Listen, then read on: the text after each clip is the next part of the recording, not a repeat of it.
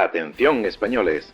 Desde los archivos polvorientos del optimismo institucional y desde una España que estrenaba década como quien estrena chaqueta, aunque todavía le quedara grande, llega un nuevo informe del porvenir. Corría el año 1983. España no sabía muy bien qué era el futuro, pero ya había empezado a vivir en él. Un país convencido de que lo peor había pasado y que ahora tocaba modernizarse, de que la historia, por una vez, iba a favor. Bienvenidos a 1983, el año en el que España entró en el futuro sin saberlo. España en 1983 es un país que no celebra pero respira, un país que no presume pero descansa por primera vez en décadas.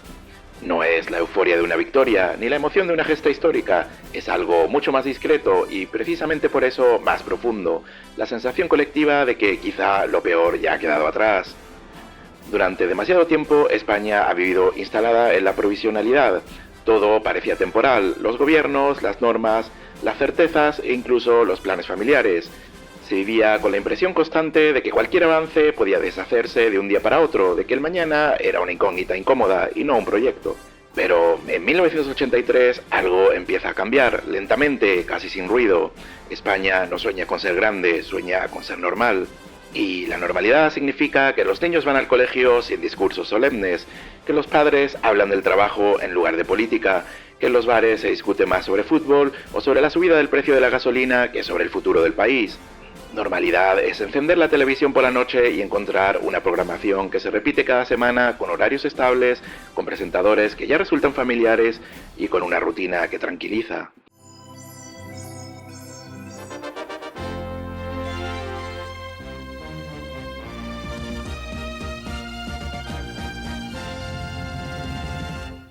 En las casas el cambio se percibe en detalles pequeños pero decisivos. El televisor en color ya no es una rareza, sino el centro del salón. El telediario se ve sentado con la cena preparada y no con el temor de lo que pueda anunciarse. Los electrodomésticos empiezan a llegar poco a poco, no como símbolo de estatus, sino como señales de que la vida puede organizarse mejor. España empieza a vivir hacia adelante, no con un entusiasmo desbordado, sino con una prudencia optimista, casi tímida. Se habla de Europa como algo alcanzable, no como un ideal abstracto.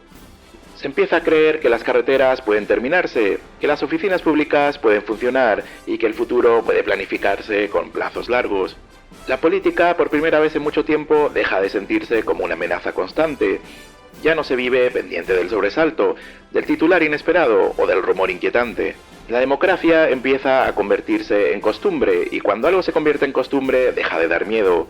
España no está ilusionada, es un sentimiento mucho más raro. España está por primera vez confiada en unos valores que durarían décadas, confiada en que el trabajo sirve para algo, en que estudiar tiene sentido y en que esforzarse puede traer recompensa. Confiada en que el país por fin ha entrado en una fase donde no se trata de resistir, sino de construir. Pero no todos entienden exactamente qué está pasando, pero casi todos sienten que la vida ya no va cuesta abajo. Y esa sensación difusa, cotidiana, casi invisible es la que define 1983. Un año sin épica, sin grandes gestos, sin discursos memorables, pero con algo mucho más determinante, la certeza silenciosa de que el futuro por primera vez ya no asusta. España aún no lo sabe, pero acaba de empezar a vivir en él. En 1983, la política en España empieza a hacer algo inédito en su historia reciente, bajar el volumen. No hay épica diaria, no hay discursos incendiarios, no hay sensación permanente de estar al borde de algo irreversible. Por primera vez, gobernar no parece un acto heroico, sino un trabajo. Se habla de educación, de industria, de empleo, de sanidad y de administración pública. No suena emocionante y precisamente por eso tranquiliza. Mientras España aprende a gobernarse sin dramatismos, el nuevo estado de las autonomías termina de tomar forma de manera desigual, casi artesanal, como todo lo importante en aquellos años. No todas las comunidades votan a la vez, porque no todas han llegado al mismo punto al mismo tiempo. Andalucía ya lo había hecho en 1982, Galicia incluso antes, y el 8 de mayo del 83, 12 comunidades de Aragón a la Comunidad Valenciana celebran elecciones autonómicas coincidiendo con las municipales, fijando por fin un mapa territorial que empieza a parecer definitivo, aunque aún quedan piezas por encajar, como el País Vasco y Cataluña, que votarían después. Es el cierre práctico de la arquitectura autonómica diseñada tras la Constitución, un proceso lento, técnico y aparentemente aburrido que, precisamente por eso, consolida el sistema. Pero 1983 también deja claro que no toda la acción del Estado es visible ni transparente. Ese mismo año se pone en marcha la primera operación de los GAL, una guerra sucia contra ETA que no se enuncia en boletines oficiales y que introduce una sombra duradera en la joven democracia, recordando que, incluso cuando todo parece normalizarse, hay decisiones que se toman lejos de las urnas y fuera del foco. En resumen, España vota, se organiza y también empieza a hacer cosas que no saldrán en el nodo. Ese mismo año se impulsa una profunda reforma del sistema educativo, con la idea de universalizar la enseñanza y preparar a una generación que ya no crecerá marcada por el miedo al pasado, sino por la promesa de un futuro estable. La escuela deja de ser un privilegio o una obligación incómoda y empieza a concebirse como una inversión. En paralelo, el Estado empieza a intervenir de manera decidida en una economía que arrastra estructuras obsoletas. Se habla de reconversión industrial, una palabra dura, técnica, que en la práctica significa cierres, ajustes, conflictos, pero también la aceptación de que el país no puede seguir funcionando como antes. Las huelgas existen, las protestas también, pero ya no se interpretan como síntoma del colapso, sino como parte del juego democrático. Y eso es nuevo. La política deja de vivirse como un campo de batalla permanente y empieza a percibirse como una maquinaria imperfecta, lenta, a veces frustrante, pero estable. Los presupuestos se discuten, las leyes se aprueban y las instituciones se mantienen. La democracia deja de ser noticia de última hora y se convierte en costumbre. En 1983 el país no siente que esté viviendo un momento histórico, siente que está arreglando cosas. Y esa sensación, tan poco épica, es en realidad la señal más clara de que algo ha cambiado para siempre, porque gobernar deja de ser una prueba de supervivencia y pasa a ser simplemente una tarea continua. Y sin saberlo, España entra en una etapa decisiva, la de la política sin drama, la de los errores que no hunden el país, la de las decisiones que no se toman con miedo, una etapa menos espectacular, pero infinitamente más duradera. En 1983, el futuro no llega con grandes anuncios ni con solemnes discursos oficiales. Llega sin pedir permiso, se cuela por la puerta de casa y se instala casi sin ruido en el centro del salón. En muchos hogares españoles, la vida empieza a organizarse alrededor del televisor en color, cada vez más habitual, que ya no se enciende solo en ocasiones especiales, sino cada tarde, marcando horarios, rutinas y conversaciones familiares. El telediario se convierte en una cita fija, no tanto por miedo a lo que pueda anunciarse, como por costumbre, y porque con tan pocos canales lo que dan se convierte en el tema común del día siguiente. Después llegan los programas que todo el mundo comenta. 1, 2, 3, responda otra vez, con Mayra Gómez Kemp, convierte el viernes por la noche en un ritual colectivo casi obligatorio. Oh, ya sé, le rogamos presten atención, ya que pronto se levantará el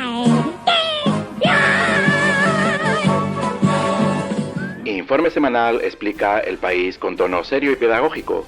La clave discute durante horas lo que antes ni siquiera se podía discutir en público, demostrando que ahora se puede hablar, aunque sea en horario controlado. En 1983 aparece también La Edad de Oro, en la 2, mostrando una España que no todos entienden, pero que muchos miran con curiosidad, música nueva, estética distinta, artistas que parecen venir de otro planeta y una sensación clara de que algo está cambiando, aunque nadie sepa muy bien en qué dirección. La televisión ya no es solo entretenimiento, es escuela improvisada, escaparate del mundo y espejo algo deformante en el que el país aprende a verse. España aprende cómo hablar, cómo discutir y hasta cómo sentarse en el sofá viendo a otros hacerlo primero. En la cocina el progreso tiene forma de electrodoméstico. Las lavadoras automáticas dejan de ser un lujo y pasan a ser una herramienta cotidiana, ahorrando horas de trabajo y cambiando la organización doméstica. Los frigoríficos son cada vez más grandes, algunos ya con sistemas que evitan la escarcha, permiten llenar la nevera para varios días, siempre de lo mismo pero siempre llena, signo inequívoco de bienestar estable. Y poco a poco empieza a llegar un aparato casi futurista, el microondas, todavía mirado con desconfianza, usado con cautela y explicado a los vecinos como si fuera tecnología espacial. En algunos salones de las familias que pueden permitírselo sigue popularizándose el vídeo VHS, una caja grande, pesada, conectada con cables imposibles que permite grabar programas o alquilar películas el fin de semana. Por primera vez, la televisión ya no manda del todo, ahora se puede pausar, repetir y guardar. El espectador siente que el tiempo, al menos el de la pantalla, empieza a ser controlable. Los videoclubs, todavía incipientes, se convierten en templos laicos donde elegir película es casi tan importante como verla, mientras las cintas se rebobinan con un zumbido que suena discretamente a modernidad. Los niños crecen con una naturalidad distinta. Van al colegio, vuelven a casa, hacen los deberes mientras la televisión suena de fondo. Para ellos, la democracia no es un logro frágil ni una conquista reciente, es simplemente el paisaje en el que han nacido. España empieza a crear una generación que no recuerda el miedo, solo la rutina, y eso, aunque parezca poco épico, es una revolución silenciosa. En 1983 el futuro no se anuncia con fanfarrias, se infiltra en forma de programas, electrodomésticos y costumbres repetidas. No es espectacular ni brillante, es práctico, doméstico y tranquilizador. Un futuro sencillo, nada de coches voladores ni ciudades imposibles. Un futuro que no te hace soñar despierto, pero al menos te deja calentar la cena en 3 minutos. En 1983, la modernidad en España no entra por decreto ni por consenso, entra por la ropa, por la música y por una estética nueva que nadie sabe definir del todo, pero que todos reconocen cuando la ven. La moda empieza a cambiar sin pedir permiso, las sombreras se imponen con una determinación inexplicable, ensanchando siluetas y egos como si el futuro necesitara espacio físico para entrar. Los colores se vuelven más atrevidos, los tejidos más sintéticos, la licra, el chándal y las camisetas con mensajes empiezan a salir a la calle sin complejos. España descubre que vestirse también es una forma de opinar. Si no combina, es moderno. En las peluquerías el progreso se mide en volumen, peinados imposibles, permanentes, ambiciosas, cortes que parecen pensados para durar poco, pero que sorprendentemente duran años. Y mientras tanto la música empieza a sonar diferente. Ya no pasa todo por la radio generalista, empiezan a colarse nombres que hoy son historia, pero entonces eran simplemente raros. Alaska y Dinarama, Radio Futura, Nacha Pop, Mecano, que ese mismo año publica ¿Dónde está el país de las hadas? Y se convierte en la banda sonora de una generación que empieza a verse reflejada en letras cotidianas y melodías pegadizas.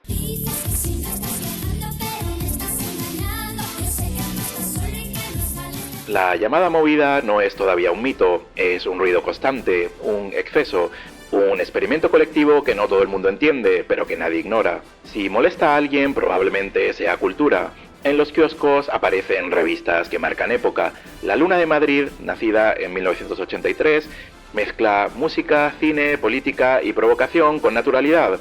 El Jueves sigue creciendo, convirtiendo el humor gráfico en una forma legítima de comentar la realidad sin solemnidad y sin permiso. España aprende a reírse de sí misma y también a exagerarse. En el cine, en los bares y en los conciertos improvisados la sensación es la misma. No todo es bueno, no todo es elegante, pero todo es nuevo, y eso basta. La cultura deja de pedir autorización, se equivoca, se pasa de frenada, a veces envejece mal, pero avanza.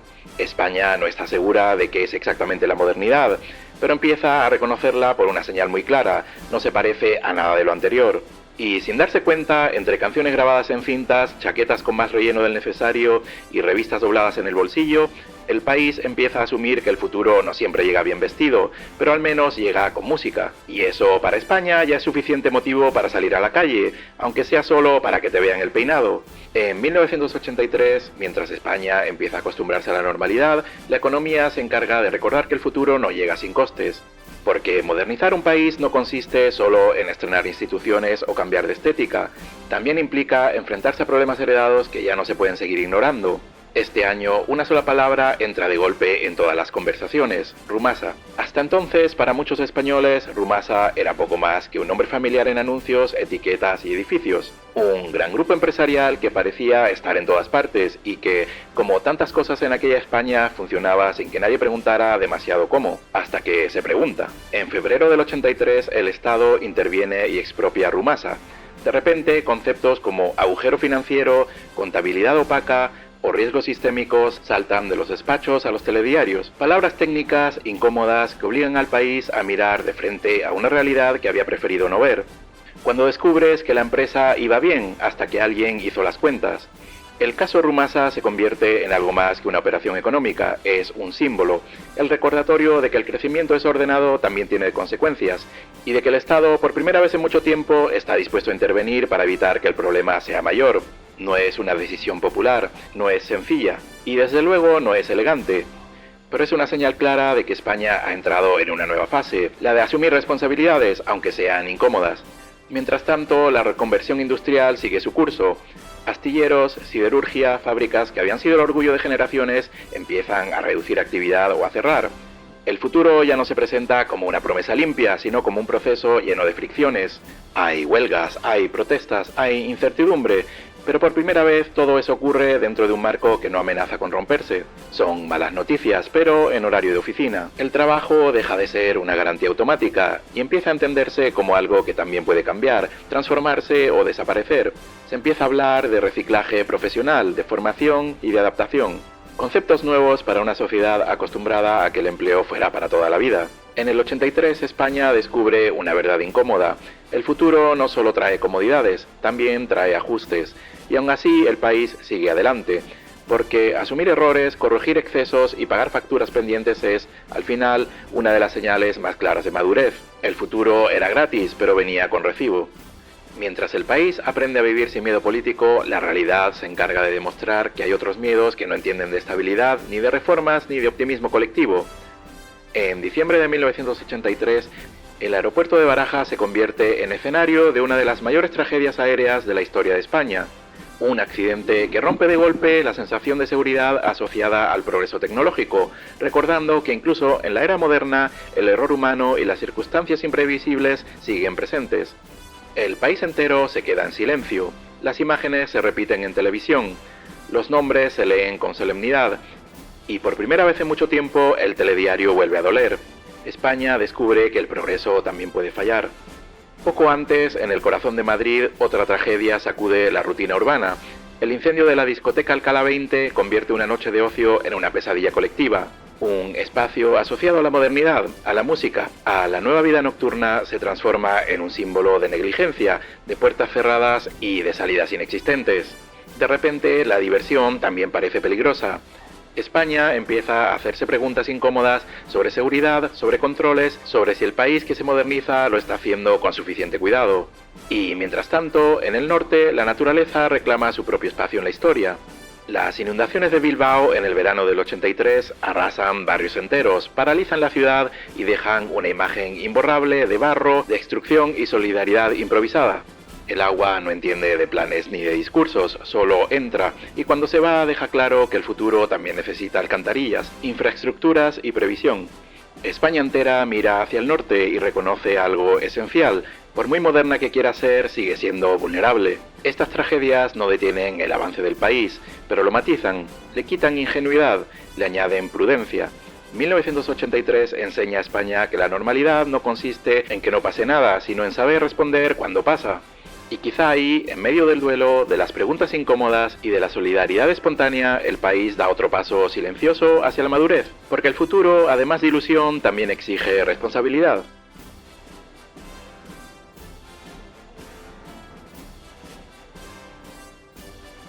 En 1983, mientras España aprende a vivir con una normalidad recién estrenada, el mundo se encarga de recordar que el exterior sigue siendo cualquier cosa menos tranquilo. Porque el futuro no se construye en aislamiento, y por muy doméstico que parezca el progreso, siempre hay una ventana abierta a lo que ocurre más allá de las fronteras. Este año el planeta vive uno de los momentos más tensos de la Guerra Fría. Una tensión silenciosa, constante, que no siempre se manifiesta en declaraciones oficiales, pero que aparece de repente en forma de tragedia. En septiembre del 83, un avión civil de la compañía Korean Air, el vuelo KAL 007, es derribado tras desviar su ruta y penetrar en espacio aéreo soviético. A bordo viajan pasajeros comunes, familias, ciudadanos que no participan en ninguna estrategia global, y aún así pagan el precio más alto. El mundo entero asiste atónito a una demostración brutal de hasta qué punto la lógica de bloques puede convertir un error en una catástrofe. España observa el suceso desde la distancia, pero no con indiferencia. Porque si algo queda claro en el 83 es que el progreso tecnológico no ha eliminado el riesgo, solo lo ha hecho más grande y más rápido. Al mismo tiempo, Oriente Medio vuelve a ocupar portadas. El 18 de abril, un coche bomba destruyó la embajada de Estados Unidos en Beirut, matando a 63, entre ellas 17 ciudadanos estadounidenses. La imagen de un edificio diplomático reducido a escombros dejó claro que ya no existen espacios completamente seguros. Meses después, el 23 de octubre, la violencia escala aún más. Ataques suicidas coordinados contra los barracones de marines estadounidenses y paracaidistas franceses causan 307 muertos, golpeando directamente a fuerzas multinacionales desplegadas bajo mandato internacional. El mensaje es devastador. Ni la presencia aliada, ni la bandera, ni el uniforme garantizan protección. Para España, que observa desde la distancia, estos atentados no solo son tragedias ajenas, refuerzan una realidad incómoda. El terrorismo internacional se ha convertido en un factor estructural del nuevo orden mundial. Europa occidental, incluida España, empieza a entender que la estabilidad interior no aísla del caos exterior. El mundo se globaliza, pero también los problemas. Apenas unos días después de los atentados de Beirut, el tablero internacional vuelve a tensarse. Entre el 25 de octubre y el 2 de noviembre, Estados Unidos invade Granada, una pequeña isla del Caribe, con el objetivo declarado de derrocar un gobierno considerado prosoviético. La operación es rápida, contundente y profundamente controvertida. El balance final deja alrededor de 100 muertos y un discurso global sobre la legalidad, soberanía y el uso unilateral de la fuerza. España, bajo el gobierno de Felipe González, adopta una posición clara. Critica la intervención como una violación del derecho internacional y se alinea con posturas no intervencionistas, marcando distancias incluso con aliados estratégicos. No es un gesto menor, es una señal de que España empieza a definirse en el mundo no solo por donde quiere estar, sino también por donde no quiere llegar. Este año la política exterior deja de ser un asunto lejano, se cuela en los debates, en los titulares, en la percepción colectiva de que el futuro no solo es una cuestión nacional, sino un equilibrio delicado entre bloques, alianzas y riesgos compartidos. España no participa directamente en esos conflictos, pero ya no los observa con ingenuidad. Entiende que el mundo al que quiere integrarse es complejo, inestable y a menudo peligroso. Y así, mientras el país avanza con prudencia hacia su propia normalidad, el contexto internacional actúa como recordatorio constante de que el futuro existe, pero no viene con garantías. El futuro era prometedor siempre que no vieras la sección internacional del telediario. España no recuerda a 1983 como el año en el que ocurrió algo extraordinario, sino como el año en el que muchas cosas dejaron de ser excepcionales. Sin saberlo, España había empezado a vivir en el futuro. Un futuro imperfecto, lleno de contradicciones, de decisiones discutibles y de problemas que aún no tenían nombre. Pero un futuro al fin y al cabo, uno que ya no se percibía como amenaza, sino como algo que llegaría mañana, y probablemente también pasado mañana. Ese fue el verdadero cambio. En el 83 España no se preguntaba qué país quería ser dentro de 40 años, se conformaba con algo mucho más urgente, que el mes siguiente fuera previsible, que el trabajo durara, que los hijos crecieran sin sobresaltos, que la normalidad no se rompiera sola. Y durante un tiempo funcionó. Con sus tragedias, con sus crisis, con sus errores y sus aciertos, este fue el año en el que el país dejó de vivir pendiente del pasado y empezó por fin a acostumbrarse al presente. Y quizás por eso, mirando atrás, resulta tan reconocible. Porque fue el año en el que España dejó de preguntarse si todo podía salir mal y empezó a asumir que, con suerte, podría salir razonablemente bien. Y así, sin discursos épicos ni música triunfal, España entró en el futuro. Sin saberlo, sin anunciarlo y sin manual de instrucciones, aunque siendo honestos nadie lo habría leído de todas formas. Desde este archivo perdido del nodo seguiremos revisando el pasado para intentar entender por qué el futuro acabó siendo como es. Hasta la próxima, ciudadanos del porvenir.